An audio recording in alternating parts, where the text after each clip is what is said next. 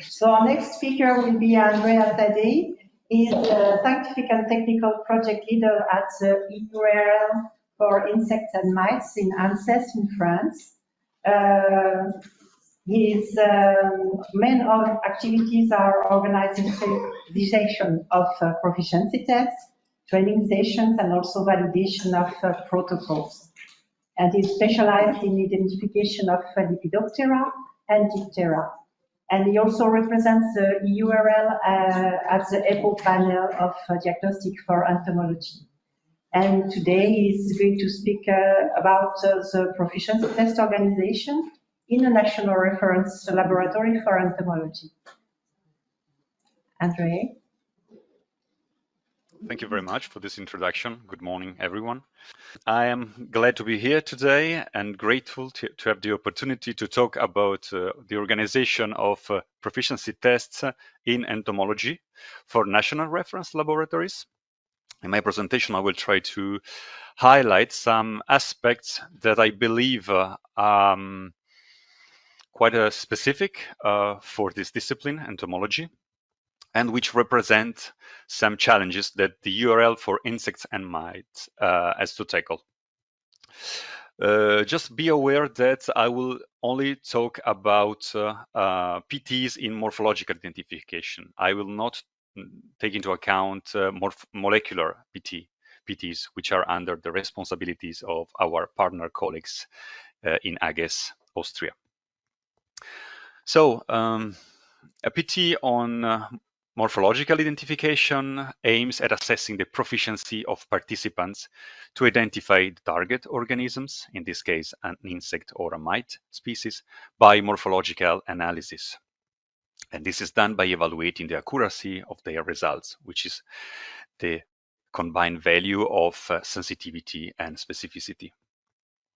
Participants are highly recommended are encouraged to use a diagnostic protocol recommended by the organizer, which is usually an EPPO or IPPC standard. But they are free to use any other equivalent morphological diagnostic tool, provided that they inform the organizer. Results are expressed in a qualitative way in terms of positive or negative. And the frequency is usually of 1 PT per year. We can consider this compatible with the workload of both organizer and participants, since in some small laboratories, the same staff also deals with the PTs in other disciplines. The kind of PT samples is quite diverse.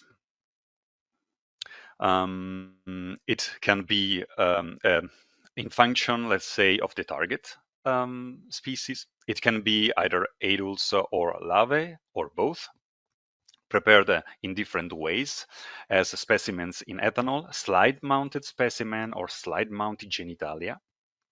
For all these preparation kinds, we consider that there is no need for stability check. Why so prepared samples are expected not to deteriorate over the time span of a proficiency test. PT samples undergo a thorough preparation and validation procedure.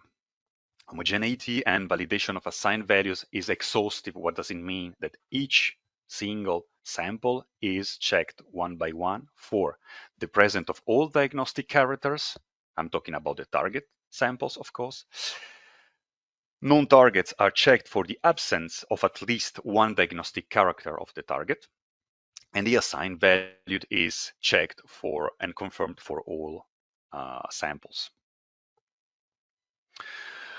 Proficiency test, but on which species? Don't get scared. I would like only to highlight the fact that in entomology there are 266 taxa which are considered quarantine pests. We are not going to go through them. Of course, this is just to point out that the number of EU quarantine insects and mites has increased over the years, getting to this number of 266 quarantine taxa belonging to 8 orders and 40 families. So quite a diverse taxonomic range of pests. So we in entomology, we have quite a large range of choice. Of course, it's not feasible to check proficiency of national reference laboratories on this huge list of pests. So we need to choose. A European Commission helps us in this by listing 16 insect species that are priority for the European Union. So the URL, which is logical, has started from this list of 16 species, which is still a remarkable number. How to choose among the 16 species? Some criteria have been set. The actual threat, which is posed by the species, in terms of ongoing geographic range expansion, the presence already on the EU territory with limited distribution, the availability of an official diagnostic protocol, which in some cases is a limiting factor, and the availability of suitable biological material, with the availability of non-target as a critical factor usually. But I will go back to this point in the next slides. In some cases, it is possible to include 2 target species in the same proficiency test, in what we call the 2 PTs in 1. It is the case of the ongoing PT on Bactrocera dorsalis and Bactrocera zonata. This, of course, allows to optimize resources and to exploit the same non-target panel for 2 target species. A PT in entomology is a matter of quantity and quality, as it requires the availability of high-quality specimens in large number. Let's do some math here. Let's say that we need at least 12 samples per panel.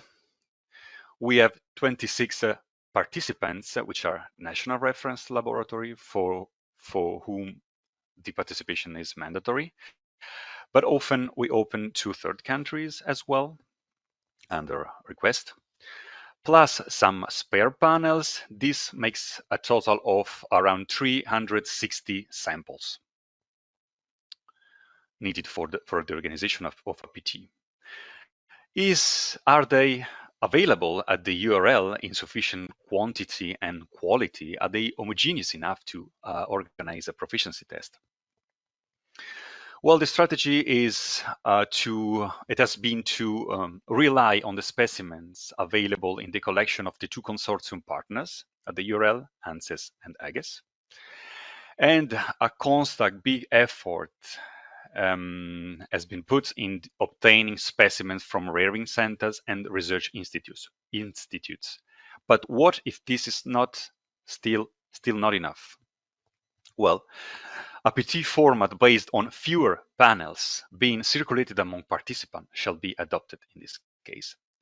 Let's have a look in a bit more detail. But starting from the classic format, let's say that we have 26 participants and enough biological material to prepare 26 panels. Well, in this case, 1 single PT round is enough to cover all participants. After homogeneity and assigned value check, randomization, recoding, and packing, the 26 panels are dispatched to participants at the same time, and all participants perform the analysis at the same time. In the case of entomology, which I believe is also specific to this discipline, organizer asks the participants to return panels after the performance of the analysis. They are not allowed to keep this material. You have understood already that this very valuable material that the organizer can use again in the future for other PT sessions.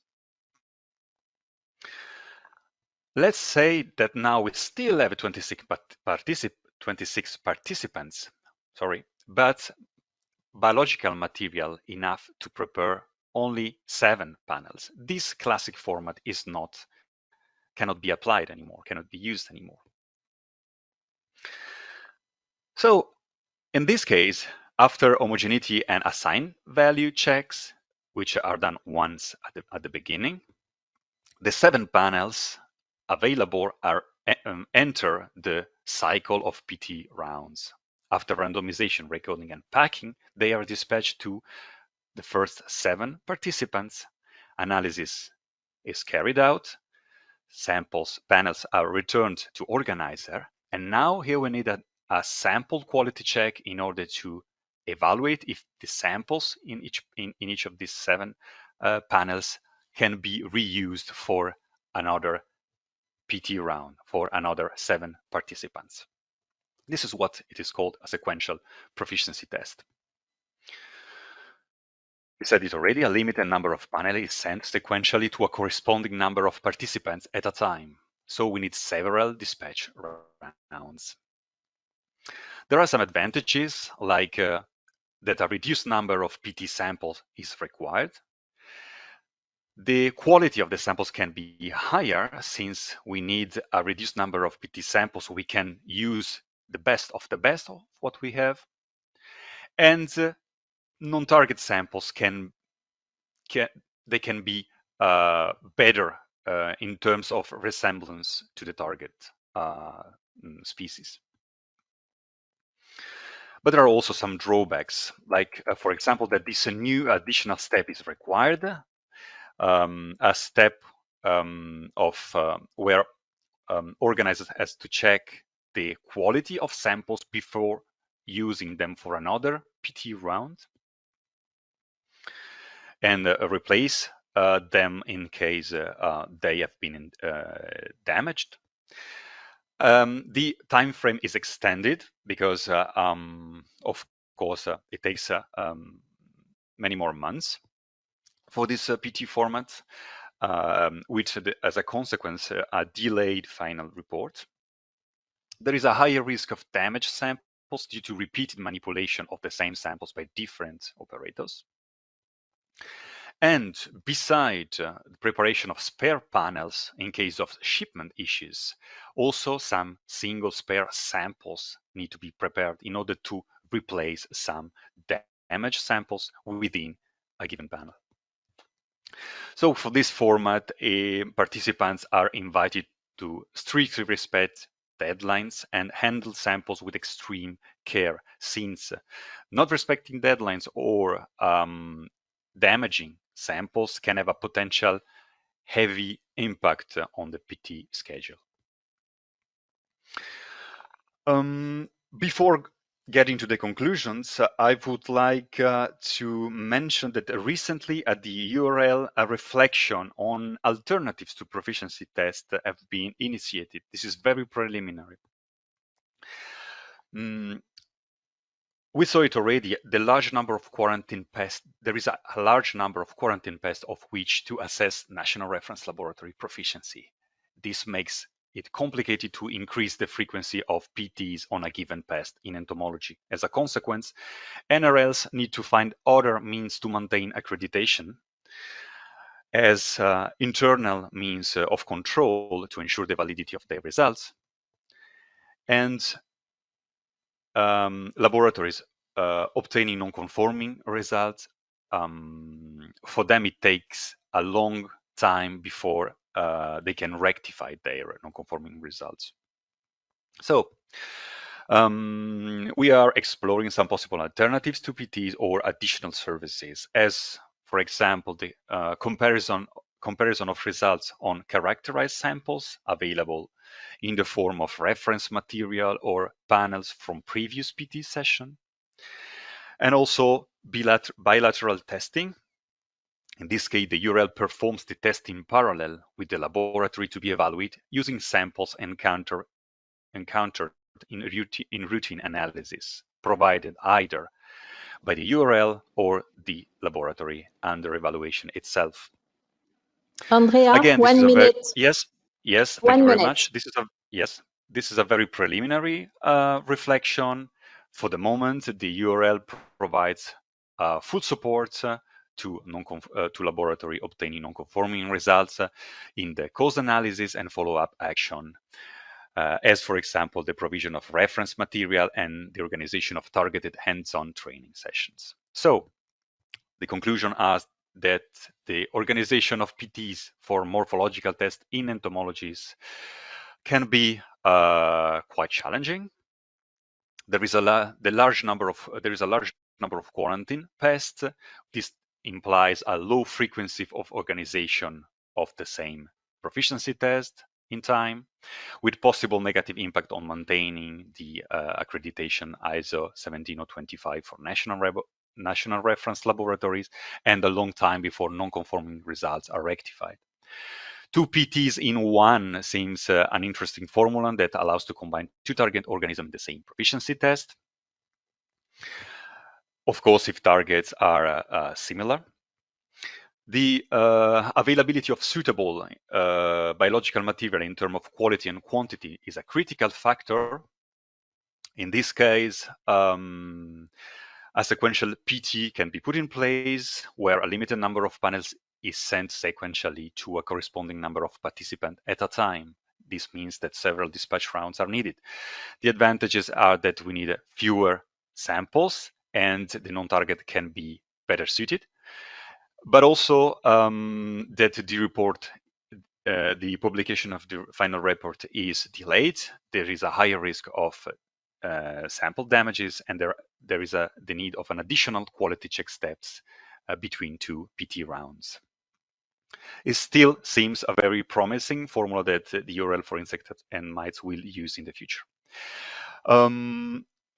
The exhaustive homogeneity check and validation of assigned values is necessary and very time consuming, and the return of panels to organizers is required, since it is a very valuable material to use for future proficiency tests.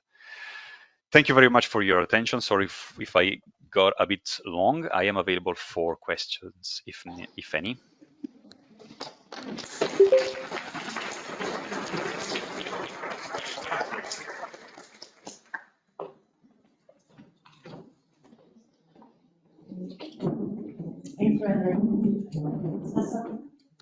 Question? We have time to take one question.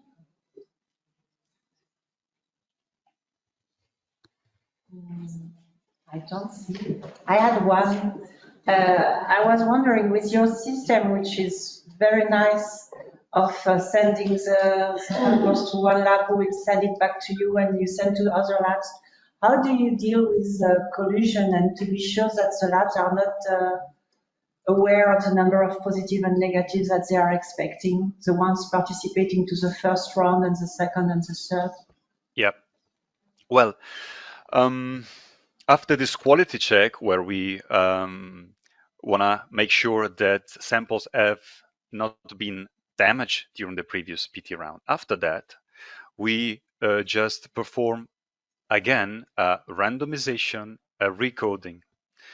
In this way, the panels and the order of samples in the panel and the ratio between positive and negative, the target and non-targets in each panel changes. Moreover,